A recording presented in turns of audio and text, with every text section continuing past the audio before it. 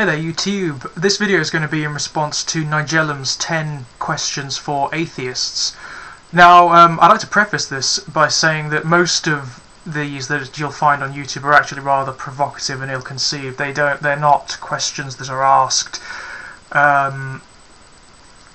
in order to gain any particular answer. In fact, for the most part, the questioners answer their own questions within the question itself. But these are very well conceived, very non-combative, and look like they're going to be incredible fun to answer as well. So I will put a link to Nigelum's original video over there and on the screen, by the way. So, number 1. What do you think about the Christian response when they say that God is present when there is all this suffering? Well, I think the existence of suffering has been problematic for Christianity and the monotheistic traditions in general for quite a while. I think that when, for the most part, when presented with this problematic, the answers tend to be rather evasive. There is a tendency for the focus to shift to something else, to deviate from the core implication of the question. And the core implication of this question is not about suffering per se. What it's actually asking is, given the imperfections in what it purportedly produced, i.e. reality, how can one maintain belief in a perfect creator? That's the core of the question. And despite the great wealth of apologetics that have been written on this issue, I haven't actually come across anything that directly and succinctly deals with the problem.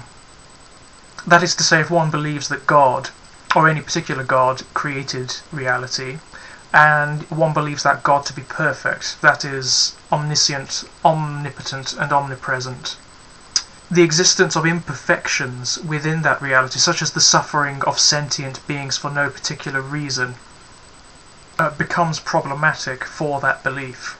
If God is indeed omniscient, then he is automatically aware of all things. He is automatically aware of every eventuality, every conceivable permutation of reality.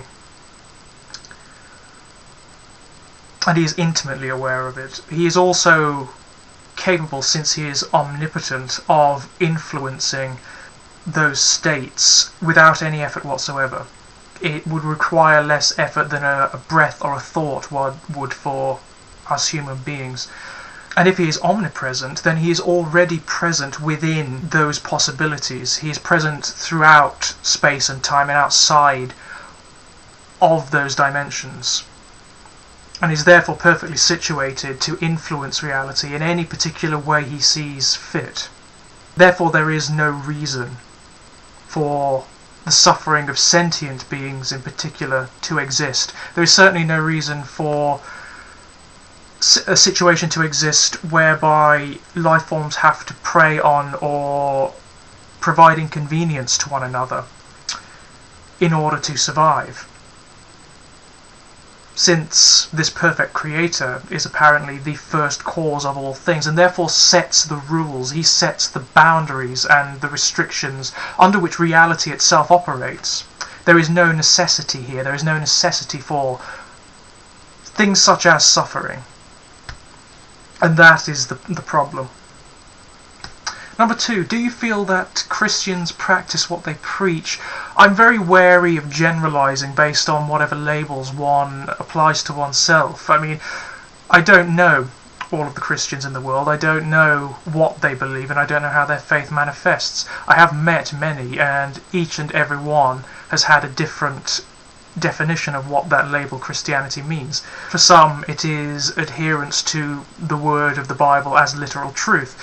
They believe that it is a document of actual fact. For others, it's an allegorical text. It's a series of oral traditions and stories that are designed to provide a sort of metaphysic guidebook for humanity. Others I've met don't believe there is any particular truth in it at all. They still define themselves as Christian, but they do so via the life lessons of Christ, rather than regarding the book as any literal word of fact. So it depends. It ultimately depends on who the individual is and what they believe. And some don't preach full stop. Some are quite happy just to say, this is what I believe, it has application for me and for me alone, and that's it. Which I think is a very healthy manifestation of faith. 3. If I'm not quite sure what you mean by this one. If you believed in something, do you think that Christianity is the only way? I think what you're trying to say is, if I believed in any particular thing, would it be any particular religious ideology? Would it be Christianity? Probably not. It would most likely incorporate elements of Christianity, as it would incorporate elements of everything. It would be a grand pantheism that would borrow what I thought was useful from every particular ideology in existence, both religious, political, philosophical, etc., etc. It wouldn't be any particular one. Number 4, how do you feel when a Christian tells you that you can't earn your way to salvation? It's rather meaningless, really, if one does not believe in the eschatological notion of salvation in the first place. It's an empty threat. It's or promise, depending on how you want to look at it. It's something that certainly the more fire and brimstone fundamentalists really don't understand. Saying to someone who doesn't believe in the first place, you're going to hell or you won't get into heaven, means absolutely nothing. 5. How do you feel about the prosperity ministers or the mega churches? I think that they are largely parasitic. I think that those responsible for them deliberately and consciously prey on certain human weaknesses, and I think that they are fairly conscious of what they're doing. I think for the most part they do not believe what they profess to believe. They simply know how to maintain a stranglehold on their cash cows.